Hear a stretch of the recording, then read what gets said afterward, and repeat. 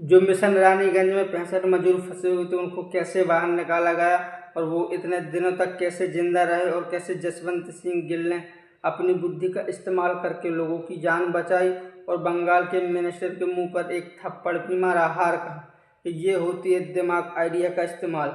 आप खाली मिनिस्टर बन जाने से ऐसा कुछ नहीं होता और 65 लोगों की मजदूरों की जान बचाई। मैं आपको इस वीडियो में पूरी जानकारी सही बताऊंगा। आप हमारे चैनल को सब्सक्राइब कर लीजिएगा। तो बात ये आज से 35 साल पहले की है। 13 नवंबर 1989 की सुबह के 8 बज रहे थे और जसवंत सिंह गिल अपने घर से ऑफिस की ओर निकल रहे थे और उनके घर से ऑफिस की दूरी पास में ही थी। इन दोनों के बीच में एक छोटा सा ब्रिज पड़ता था और उस ब्रिज में बहुत ज़्यादा ट्रैफिक लगा करता था। वो डेली का ही रहा करता था। लेकिन उस दिन 13 नवंबर के दिन जसवंत सिंह ने देखा कि एक एम्बुलेंस बहुत ज़ोर ज़ोर से सायरन कर रही है और वो समझ गए थे कि पक्का कुछ गोल्ड माइन में हादसा कांड हो गया है। और उन्होंने जाकर एम्बुलेंस के ड्राइवर से पूछा कि क्या हो गया। तो उसने बताया महावीर कोलियारी माइन में हादसा हो गया, 65 मजदूर फंस गए हैं नीचे अंडरग्राउंड में। तो फिर जसवंत सिंह ने वहीं पास से जो ट्रैफिक लगा था उसको बाहर निकलवाया, एम्बुलेंस को जाने दिया। और तभी जसवंत सिंह ने सोचा कि आज मैं ऑफिस नहीं जाता हूँ, ऑफिस की जगह आज मैं वहाँ जाता हूँ जहाँ 65 मजदूर फंस गए हैं। और फिर वहाँ पास से जसवंत सिंह ने फैसला लिया कि मैं आज वहाँ जा रहा हूँ जहाँ 65 मजदूर फंसे हुए और वहाँ पास के लिए निकल गए। तो मैं आपको इससे पहले बता दूं कि जो जसवंत सिंह थे वो कोल माइन के मैनेजर थे और इससे पहले वो रेस्क्यू टीम के साथ में भी काम कर चुके थे। तो उनको रेस्क्यू करने का बहुत ज़्यादा अनुभव था। जब वहाँ पास जाकर देखा ये तो अंडरग्राउंड में जाकर फंस गए 65 मजदूर, इनकी हालत क्या हो रही होगी। और फिर जब वहाँ पास जाकर देखा कि यहाँ तो बहुत सारी भीड़ है और जब साथ में देखा कि जो वहाँ पास जो मजदूर फंसे हुए थे जिस गोल्ड माइन के अंदर फंसे हुए थे वहाँ पास से पानी बाहर निकाला जा रहा था मोटर के द्वारा। आप विश्वास नहीं करेंगे, 1 मिनट में 23,000 लीटर पानी बाहर निकाला जा रहा था वहाँ पास। अब आप सोचते होंगे कि उस गोल्ड माइन के अंदर इतना पानी आया कहाँ से। तो हम आपको बता दें वेस्ट बंगाल के बगल से ही था आसानसोल और उसी के बाजू में था रानीगंज। यहाँ ये हालांकि एक पहाड़ी क्षेत्र एरिया आता है, यहाँ पास वैसा ही था। तो यहाँ पास पानी के आने के चांसेस कम थे। लेकिन जो 65 मजदूर जिस माइन के अंदर काम कर रहे थे वहाँ पास वो लोग क्या करते थे, अंदर ब्लास्ट करते जाते थे और कोयला बाहर निकालते जाते थे। अक्सर क्या होता है जो माइन होती है कुछ ऐसे सीधे जाती है और फिर बाद में ऐसे सीधे हो जाती है। जी हाँ, तो यहाँ पास तो बिल्कुल सरल होता है। लेकिन कुछ माइन ऐसी होती है कि जो सीधी तो जाती है फिर बाद में हल्का एक हिस्सा ऊपर ऐसा हो जाता है कि ये वाला हिस्सा ऊंचा हो गया, ये नीचे हो गया, ये नीचे हो गया। और अब ये आप समझिए, और जो ये ऊपर का हिस्सा है यहाँ पास कुछ मजदूर काम कर रहे हैं और ये जो नीचे का हिस्सा जहाँ पास से एंट्री है यहाँ पास कुछ काम कर रहे हैं। क्योंकि इतनी बड़ी माइन है तो यहाँ पास तो बहुत सारे एक जगह काम कर नहीं रहे होंगे। लेकिन यहाँ पास एक बात ध्यान देने की, तो उन लोगों ने कहा था यहाँ पर बीड़ी सिगरेट ऐसा कोई नहीं पिएगा, क्योंकि बीड़ी सिगरेट आप पिएंगे तो कोयला के माध्यम से आग भी लग सकती है। तो वहाँ पास कोई नहीं कर रहा था और 8-8 घंटे की शिफ्ट हुआ करती थी। जी हाँ, 24 घंटे में 8-8 घंटे की शिफ्ट हुआ करती थी। यानी 8 घंटे आप काम करो फिर 8 घंटे के बाद मैं काम करूँगा। ऐसे 3 लोगों में डिवाइड था ऐसा। टोटल जो मजदूर थे 232 लोग थे उस दिन जब वो ब्लास्ट करते जा रहे थे। तो हम आपको इससे पहले बता दें कि इससे पहले इसी के ऊपर का जो हिस्सा था उसके ऊपर से कोयला निकाला जा चुका था। जी हाँ, और इसी के नीचे एक मार्कर भी लगा दिया गया था 60 मीटर के अंतर्गत के यहाँ पास कोई ब्लास्ट नहीं करेगा, क्योंकि ब्लास्ट करेंगे तो पानी आने के चांसेस ज़्यादा हो जाएंगे।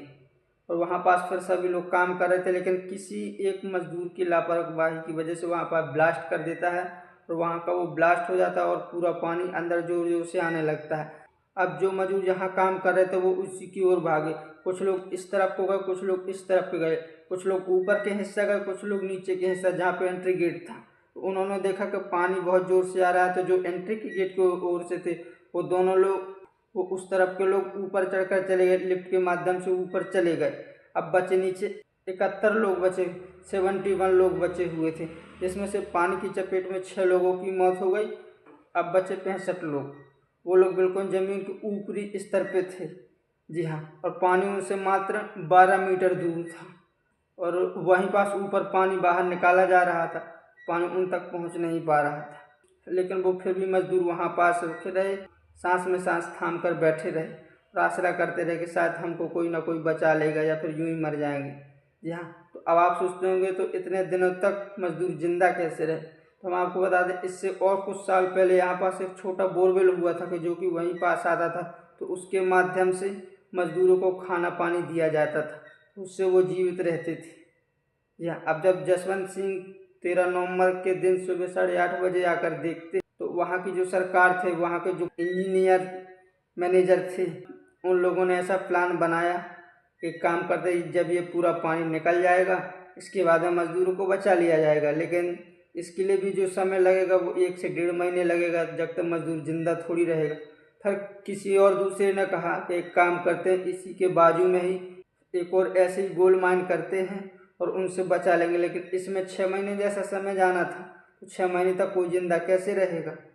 फिर वहाँ पास जसवंत सिंह गिल ने अपना एक आइडिया बताया और उन्होंने कहा कि हम एक 22 इंच का बोरवेल करते हैं, उसमें एक कैप्सूल डालते हैं और उससे मजदूरों को बाहर निकालते हैं। तो वहाँ के 95% लोगों ने कहा कि ये सब कुछ नहीं होगा, इससे कुछ नहीं होने वाला है। तो वहाँ पर जसवंत सिंह ने कहा, आपको जो करना है वो करिए, अब जो मुझे करना होगा मैं वो करूँगा।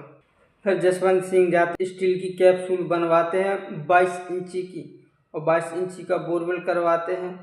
ये सब बनवाते हैं और 22 इंची का बोरवेल करवाते तो इनमें 2 दिन का समय चला गया था। लेकिन जब कैप्सूल लेकर वहाँ पहुँचे तो लोगों ने कहा, अरे ये क्या बना दिया। वहाँ के मिनिस्टर ने कहा, ये क्या बना दिया, ये चिड़िया का घोंसला बना दिया, इससे कुछ नहीं होगा। फिर भी जसवंत सिंह नहीं रुके और उन्होंने कहा, भैया डालो। और इससे पहले उन्होंने कहा था कि यहाँ की लाइट नहीं कटनी चाहिए और जो बगल से रेल निकल रही है उसकी जो स्पीड होगी वो 20 किलोमीटर के हिसाब से चलेगी, मिनिमम 20 की स्पीड से चलेगी। या और ये जो बोरवेल से पानी बाहर निकाला जा रहा है इसको भी रोका नहीं जाएगा। फिर इसके बाद में वो नीचे उतरते और जाकर देखते हैं मजदूरों की हालत, तो बहुत बदतर हो जाती है, क्योंकि मौत का भय सबको होता है। फिर वहाँ पास वो अकेले जाकर नीचे जाते हैं और सभी के सभी 65 मजदूरों को बाहर एक एक कर निकालते हैं। अब आप सोचते होंगे कि उनको कैसे बाहर निकाला जाता है, उनको कैसे पता चल जाता है कि कब मजदूर चढ़ा तो किसी ने ऊपर देना। तो यहाँ पास जसवंत सिंह ने एक ऊपर बताया था, मैं जब भी एक हथौड़ा स्टील में मारूं तो आप समझ जाइएगा कि रुकना है, और 2 मारूं तो मुझे नीचे जाना है, और यदि मैं 3 मारूं तो ऊपर खींचना है। तो वैसे ही करते थे, 3 मारते थे ऊपर जाते थे।